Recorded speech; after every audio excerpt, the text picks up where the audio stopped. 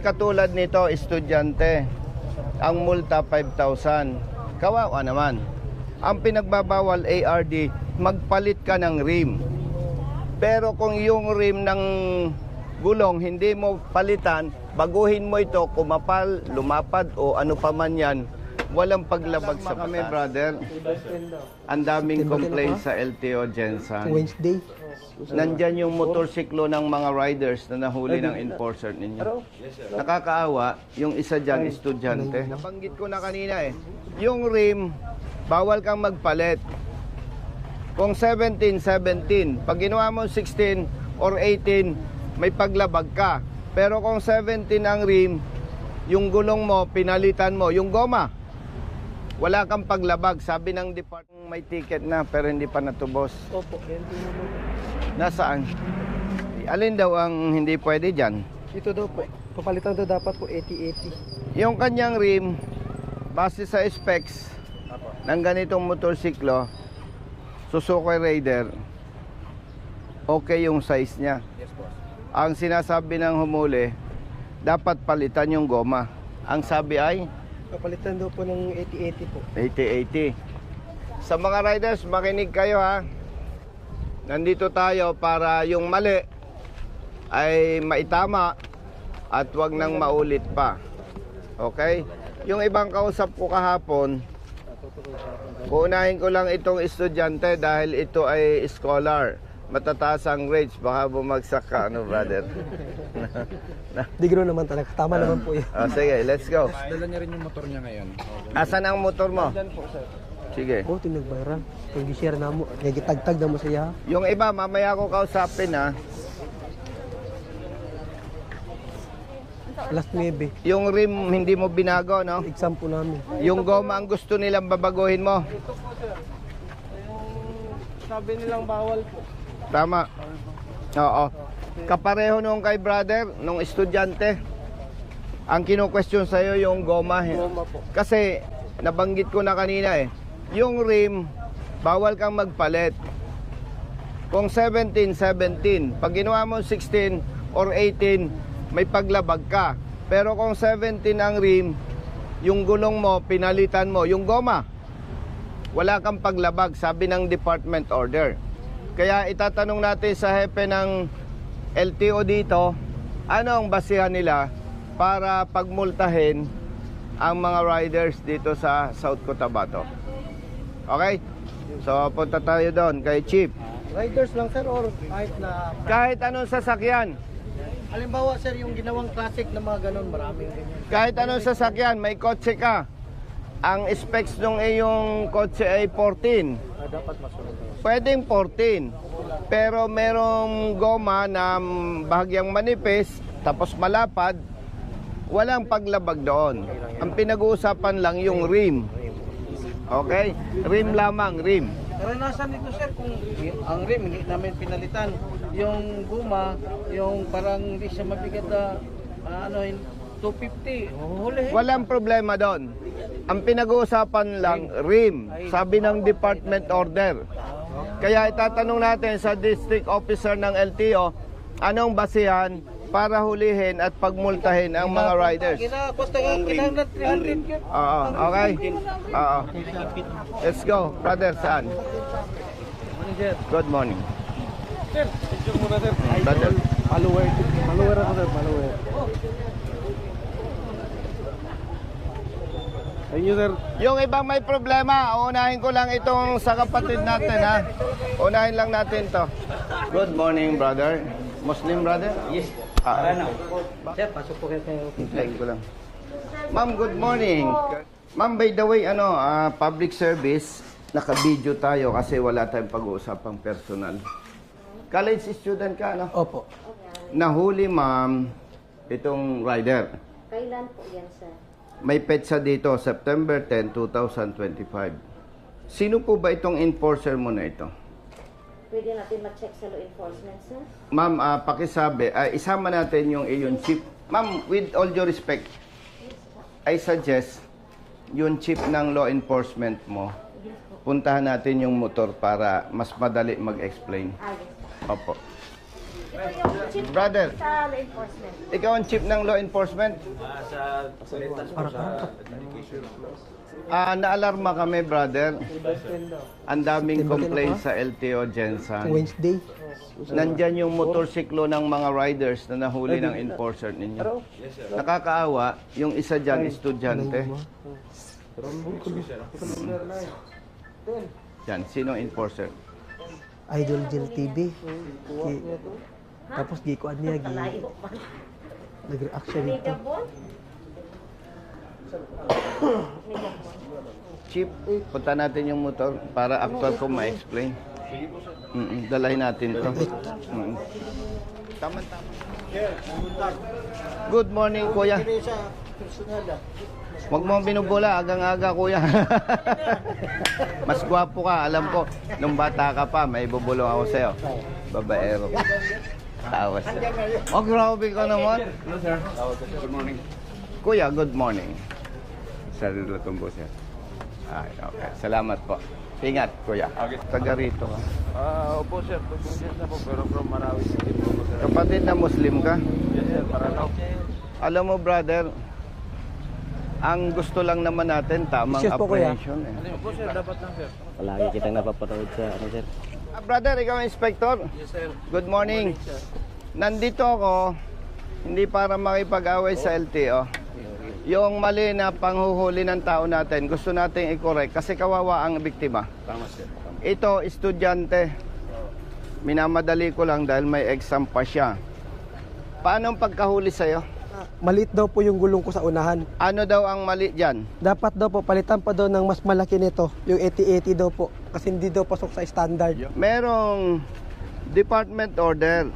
Ang subject, Harmonization of Motor Vehicle Classifications of LTO and LTFRB. Under Section 5, Guidelines and Requirements in the Classification and or Registration of Modified Motor Vehicles. Sinasabi po sa 5.2, the modifications involving safety and environment shall not be allowed such as the following. 5.2.1 axle modification, 5.2.2 chassis Modification. modification, 5.2.3 extended chassis or body, 5.2.4 additional sidings of dump trucks, 5.2.5 extended overhang, and 5.2.6 change of rim size. Ito hindi nagpalit ng rim. Ibig sabihin hindi pinagbabawal ng batas. Ang pinagbabawal ng batas pag nagpalit ka ng rim, nagpalit ka ng goma, pit sa rim, walang violation. Sir, dyan po yung Assistant Regional Director natin, sir. Yan. Chief, good morning. Again, nagkita tayo dun sa Congress. Salamat. Ganito ARD. Yes. Una sa lahat, hindi natin pwedeng ipagtanggol yung mali. Tama. Ang gusto lang po natin ARD, tamang apprehension. Kasi katulad nito, estudyante, ang multa 5,000. Kawawa naman. Ang pinagbabawal ARD, magpalit ka ng rim.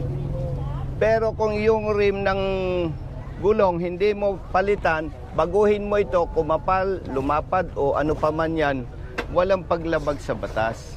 Nandito yung ticket nitong estudyante. Ito yung original po lumabas. Nilagyan mo ng under protest, naka-under protest ka. Pag kayo hindi kontento sa paghuli ng ating mga law enforcers o sa traffic enforcers, lagyan nyo dito under protest. Karapatan nyo yan. ARD, Yeah. hindi natin pwede ARD na asahan na lahat ng mga motorista marunong. Dapat ang unang marunong po, enforcer natin. Meron dito ARD, kapareho ng sitwasyon, ang motor niya, yan oh. Pareho lang ang rim, hinuli din siya, Anong violation? pareho din, modified tire. Ang multa 5,000. Yes. Pero hindi ko alam ARD, sino sa office ninyo ang nag-advise na magawa ng affidavit of mechanic. Pag binasa po natin yung affidavit niya, walang ipinag-usapan na gina-justify yung sinasabing violation. ang sinasabi dito, hindi niya kayang bayaran yung 5,000.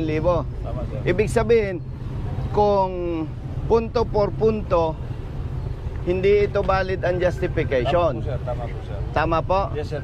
Pinagbayad siya ARD ng 2,000 lang without valid justification. Ang hinahabol namin dito on behalf of the rider, kung tama ang huli, huwag nating bigyan ng consideration. The problem is, mali ang huli, pinagmulta pa ng 2,000. Yan ang ebidensya.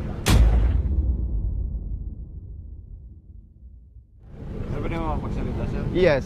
Sige. Ito po kasi, sir, is hindi po ito dito huli na under dito na office. Sa extension office po ito sa Tumblr. Tsaka ito po kasi, kaya po nagtaka kasi hindi po ako nag-require na affidavit. Sige. of mechanic. May tanong ako sa iyo, brother, saan ka nagmulta? Extension tumbler po. Hindi dito. Hindi po dito. Considering na technically under ninyo, showing the proof na may mali sa apprehension, andito kasi eh. Kapareho nito eh. Makakapag-decide ba tayo IRD about this concern? O doon na lang kami pupunta? Doon pa rin. O sige. Hindi na jurisdiction. O sige. Brother, pupunta tayo doon sa kabilang office. Ito lang estudyante ang ayusin natin. Modified tire, sir, ang pinilagay na violation. Modified tire. Si Megabon, sir. And ARD, Daan na rin pa. Yes, sir. Mas bigam yun.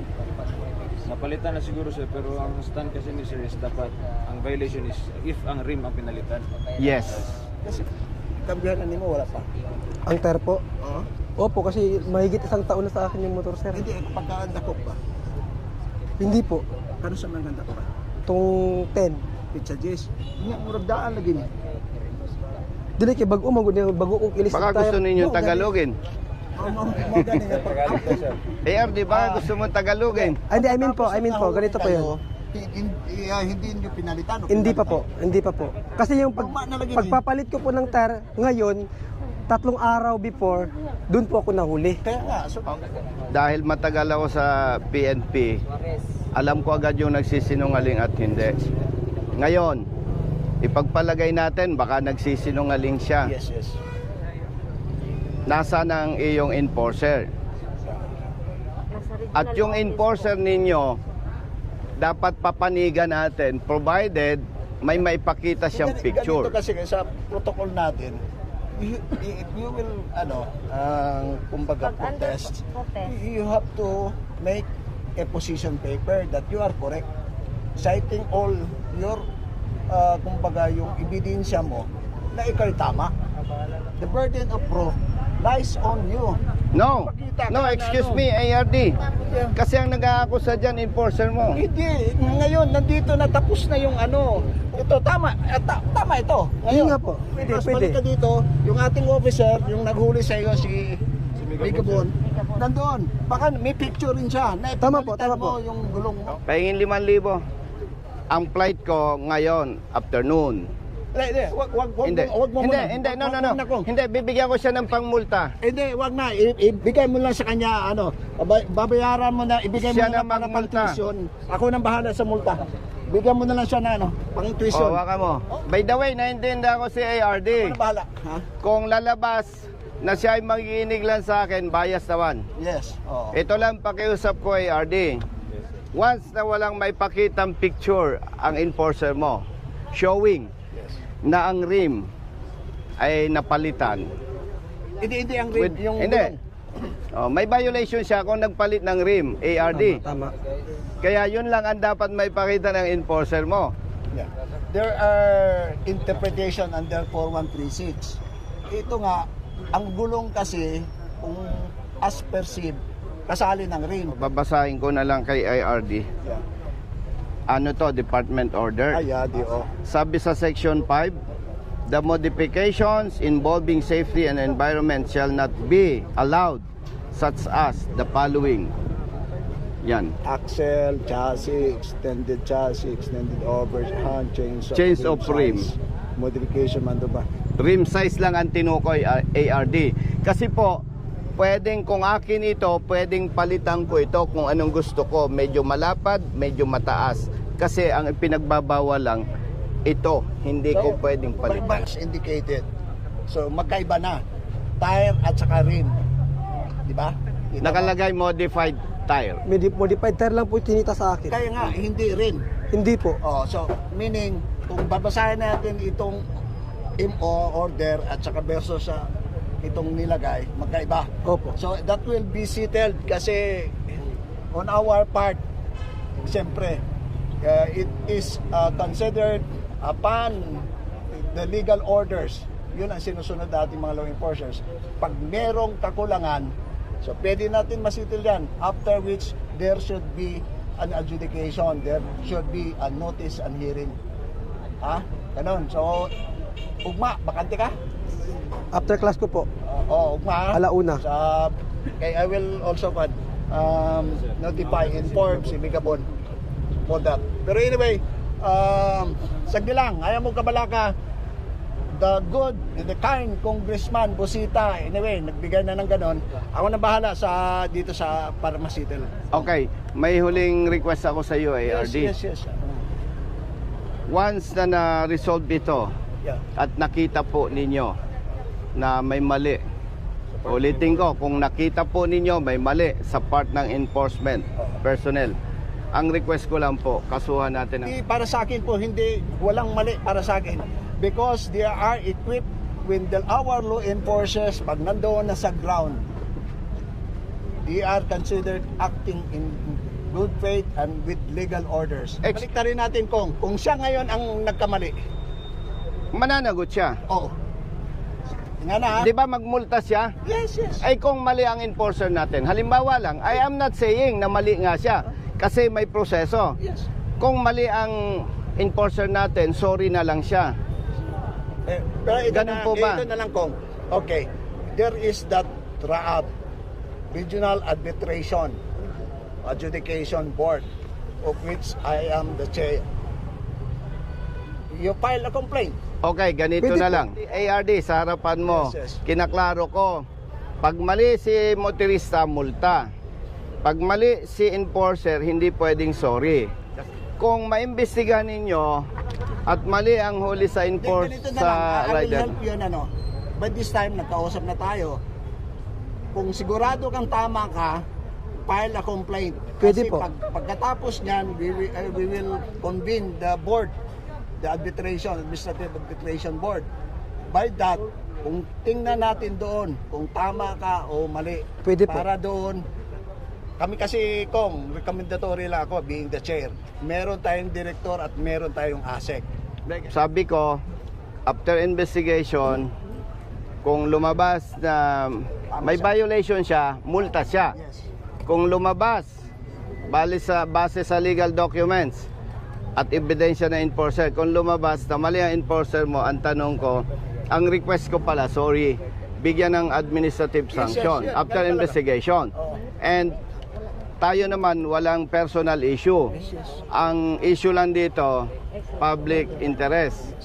Kung hindi kami masatisfied at hindi ninyo mabigyan ng administrative sanction ang tao ninyo, with respect sa iyo, dahil magkaharap tayo, magpapile kami ng kaso dito sa inyong enforcer. Yeah. Ang gusto lang natin, maitama yung mali. Dahil for your information, kung hindi po ninyo alam, naalarma kami sa Kamaynilaan dahil ang daming complaints sa General Santos City LTO na magkakapareho. Kaya nga, bago ako pumunta ARD, nagbasa ako, nag-research ako at may dala akong department order, may dala akong specs nandito. And with respect sa iyo, okay, re-respetuhin ko yan dahil wala dito enforcer, kaya nga hinahanap ko eh. At alam ko naman na hindi tayo magiging bias, Yes. ARD. Yeah. So, brother, we are hoping at nagtitiwala tayo, hindi naman sila magiging bias. Sana po. Meeting you. Nice meeting you, IRD. It's in the interest of service.